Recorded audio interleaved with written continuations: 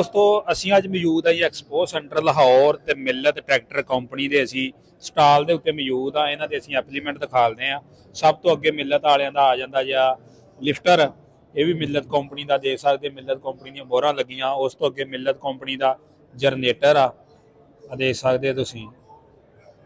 ਉਸ ਤੋਂ ਅੱਗੇ ਆ ਵੀ ਮਿਲਤ ਕੰਪਨੀ ਦਾ ਜਿਹੜਾ ਜਨਰੇਟਰ ਆ ਔਰ 3 ਸਿਲੰਡਰ ਇੰਜਨ ਦੇ ਅੰਦਰ ਆਏ ਆ ਦੇਖ ਸਕਦੇ ਤੁਸੀਂ। इधर है साइड ते जो मर्जी ला लो चीज़, ये इंजन अगे इस तो मिलत कंपनी की जी चापर मशीन जे दे सकते तुसी। इस तो अगे मिलत कंपनी का MF 385 डिलैक्स मॉडल आ जाता। इस तो अगे मिलत कंपनी के टायर वगैरह जे इस तो अगे आ मिलत कंपनी का 240 का या 260 का हैड वगैरह पिया जे हांडा जे आ दे सकते तुसी। आ टूपा वगैरह जे इन्हां दे स्टाल ते। बाकी इत्थे जिहड़ा वा मिलत कंपनी का जैनवन स्पेयर पार्ट वो भी अवेलेबल आ। और सिर्फ ये स्टाइल ही सजाया गया वा स्टाल। मिलत कंपनी की अपनी बैटरी जी अपनी इन्हें तैयार करवाई आ।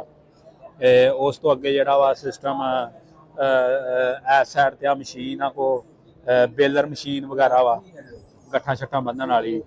उस तो अगे फिर 385 ट्रैक्टर ये जी इन्हों का स्टाल सी जिहड़ा तुहानूं विजिट करवा रहे हैं।